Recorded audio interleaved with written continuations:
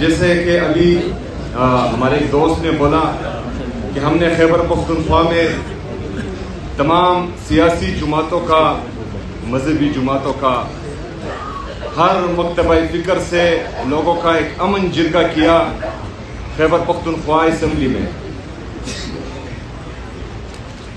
اور انہوں نے وضاحت بھی کی کہ امن جو ہے وہ ہم پہلے یہ سمجھتے تھے کہ امن جو ہے وہ صوبائی حکومت کا کام ہے کہ وہ لائے، لیکن بدقسمتی سے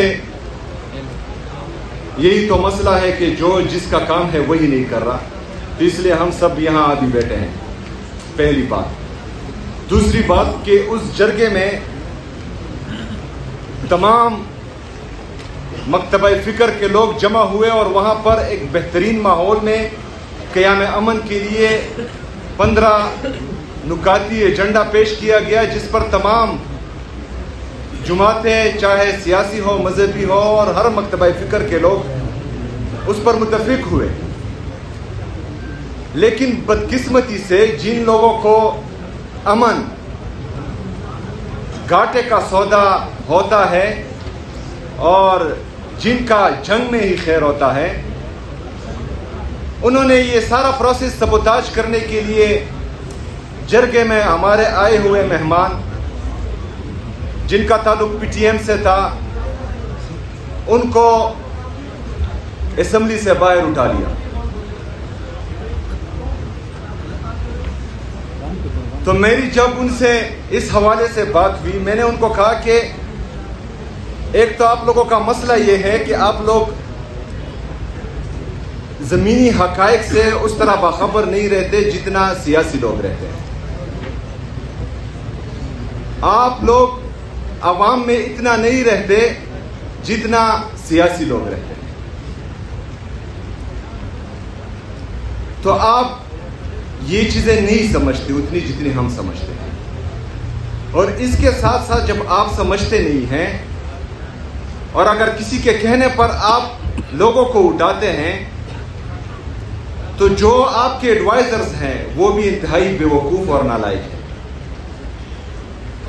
کیونکہ یہ جو قدم آپ لوگوں نے اٹھایا ہے اس سے آپ کی ساکھ اٹھے گی نہیں، اس سے لوگوں کے دلوں میں آپ کی نفرت کم نہیں ہوگی لیکن مزید بڑھے گی۔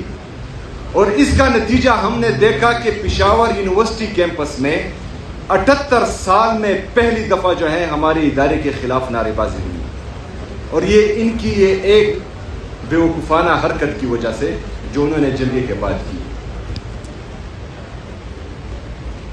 یہ صرف پہلا موقع نہیں ہے کہ جہاں پر ہم اچھے کام کی طرف جاتے ہیں اور وہ غلط مشوروں کی وجہ سے وہ الٹا ہو جاتا ہے۔ اس سے پہلے جو ابھی خیبر پختونخوا میں دہشت گردی لائی گئی ہے، اس پر بھی ہمارے اعتراضات تھے، اور ہم پشاور سے لے کر تورغر کوہستان تک اور ادھر ڈی ای خان وزیرستان تک اور ادھر چترال اور باجاوٹ تک ہم چیختے رہے، چلاتے رہے، پورے پختونخوا کی عوام، پورے پختونخوا کی لیڈرشپ،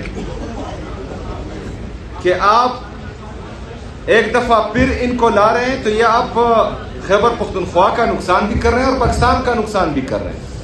یہ بند کمروں کی پالیسیاں جو آپ بنا رہے ہیں یہ آپ کے لیے بھی نقصان دہ ہیں، یہ پاکستان کے لیے بھی نقصان دہ ہے۔ لیکن پہلے ہمیں یہ کہا گیا کہ یہ جھوٹ بول رہے ہیں، ایسی کوئی بات ہے ہی نہیں۔ ابھی جو ہے یہ آپریشنز کی تیاریاں کر رہے ہیں، تو یا یہ اس وقت جھوٹے تھے یا آج جھوٹے ہیں۔ ہمیشہ جب ہم تنقید کرتے ہیں تو ان کے لیے ہم سلوشن بھی دیتے ہیں۔ ہم نے امن جرگے خیبر پختونخوا کے امن جرگے میں ان کو یہ مشورہ دیا کہ آپ خیبر پختونخوا کے سٹیک ہولڈرز، چاہے صوبائی حکومت ہے چاہے وہاں کے پارلیمنٹیرینز ہیں،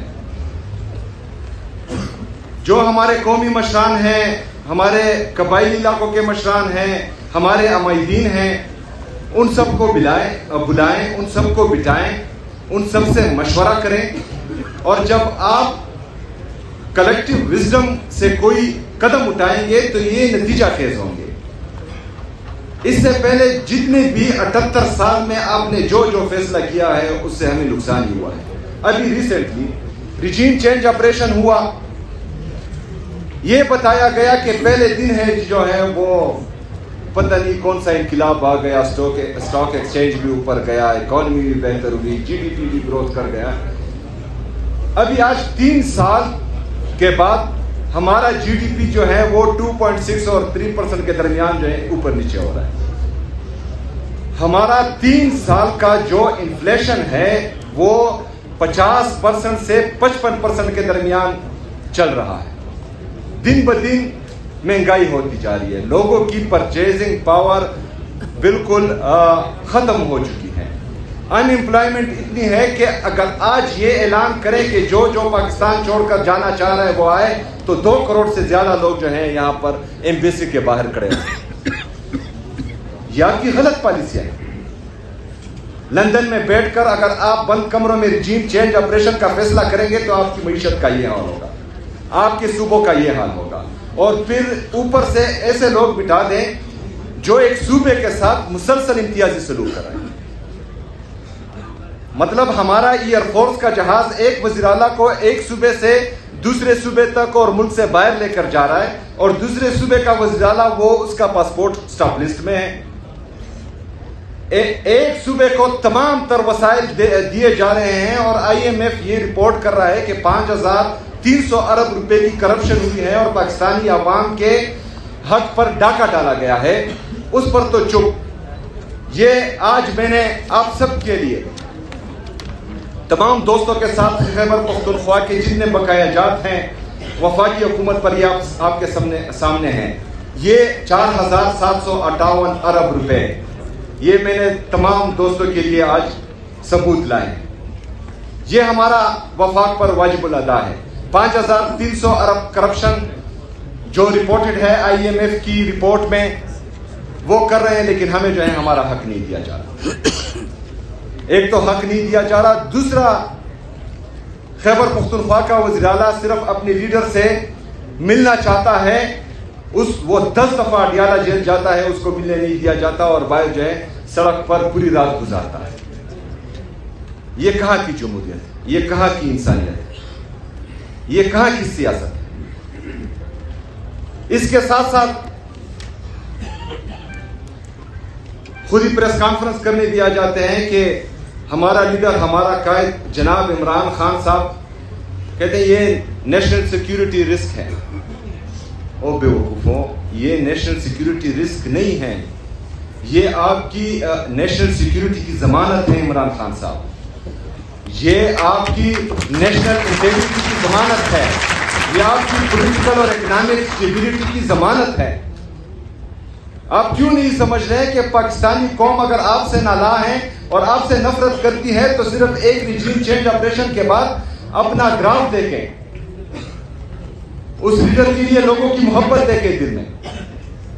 8 फरवरी का रिजल्ट जो आप लोगों ने चेंज किया है और किसी और के खाते में डाल दिया है, पता तो है ना, मालूम तो है कि आप लोगों ने क्या किया है। जरा वो रिजल्ट देखिए कि लोगों की पल्स क्या कहती है, लोग चाहते क्या है। इस तरह के फैसलों से पाकिस्तान अगर पहले आप लोग करते थे तो वो सोशल मीडिया का दौर नहीं था, आज सोशल मीडिया का दौर है। हमारे काशिफ अब्बासी साहब ने बातें की सहाफियों पर पाबंदियों के और हमारे मीडिया चैनल्स पर पाबंदियों की। आजकल तो सोशल मीडिया का दौर है, क्या क्या छुपाओगे। और पाकिस्तान की सबसे बड़ी एस्टेब्लिशमेंट आजकल पाकिस्तान का सोशल मीडिया है, जो पूरी दुनिया को हकीकत दिखा रहा है, आप लोगों का असल चेहरा दिखा रहा है। जो जिनका काम है वो उनको बता रहा है कि आईन आपको ये इजाजत नहीं देता कि आप सियासत में मुदाखलत करें। आईन आपको ये इजाजत नहीं देता कि आप अवाम के मैंडेट पर डाका डालें। आईन आपको ये इजाजत नहीं देता कि आप एक चिट के जरिए जजेस पर फैसला करवाएं।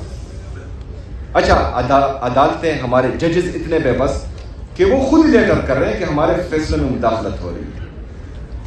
لیکن شرم اور حیا کسی میں ہے ہی نہیں.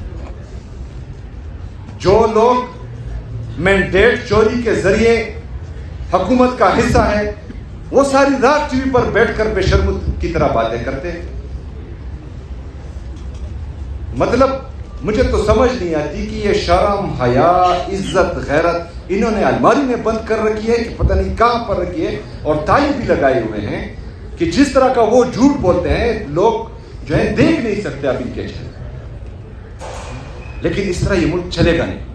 ٹھیک ہے, آپ اپنی انا بغض میں ایک آدمی کو تو وہ جیل میں بٹھایا ہوا ہے ناحق, اس کی اہلیہ بشرا بی بی کو بٹھایا ہوا ہے ناحق جیل میں, ان کی بہنوں پر آپ تشدد تو کر رہے ہیں, ان کے کارکنوں پر آپ جو ہے وہ لاٹھی چارج کر رہے ہیں, گولیاں چلا رہے ہیں, چادر چار دیواری کی پامالی مسلسل کر رہے ہیں. لیکن اس سے آپ لوگوں کے دل جو ہیں وہ اپنی طرف موڑ نہیں پائیں گے.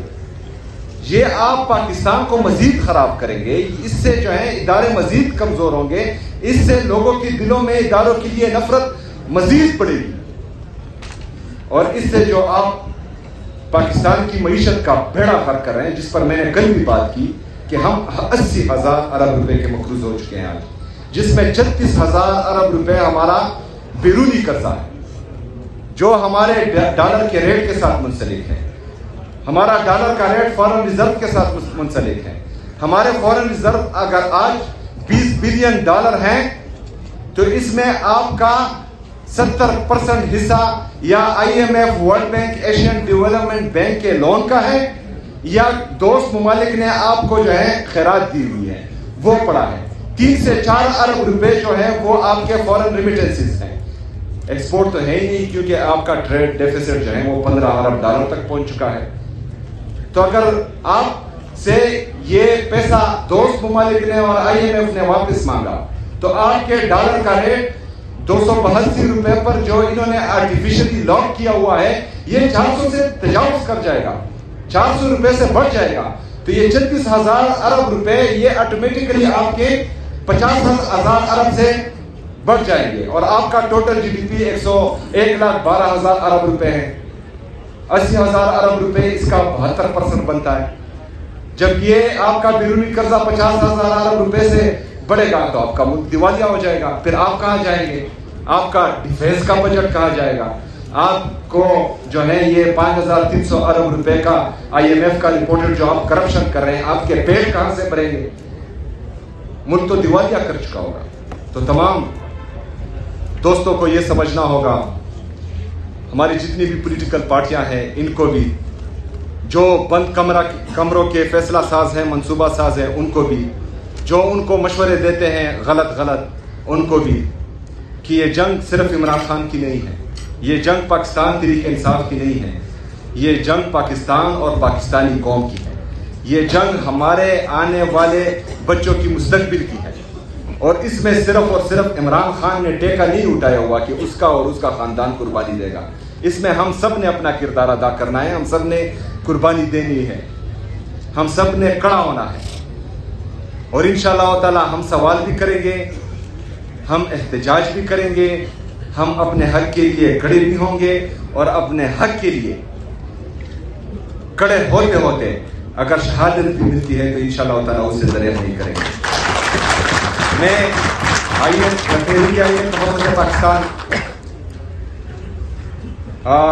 تحریک تحفظ آئین پاکستان اور ہمارے جتنے بھی باقی پولیٹیکل پارٹیز یہاں آئی ہیں ان سب کو یہ یقین دلاتا ہوں کہ پاکستان میں جمہوریت کی بحالی کے لیے, حقیقی آزادی کے لیے, آزاد میڈیا کی بحالی کے لیے, آزاد عدلیہ کی بحالی کے لیے, آئین کی بحالی کے لیے, پاکستان کی خودی اور خودداری کی بحالی کے لیے مجھ سے بحیثیت پاکستان تحریک انصاف کا ایک عام کارکن اور صوبے کا چیف ایگزیکٹو میں آپ کے ساتھ کھڑا ہوں. آپ کے ہر فیصلے میں آپ کے لیے میں آپ کے ساتھ انشاءاللہ تعالی چٹان کی طرح کھڑا ہوں گا, اور آپ مجھے پہلے سے بتائیں گے. شکریہ, مہربانی.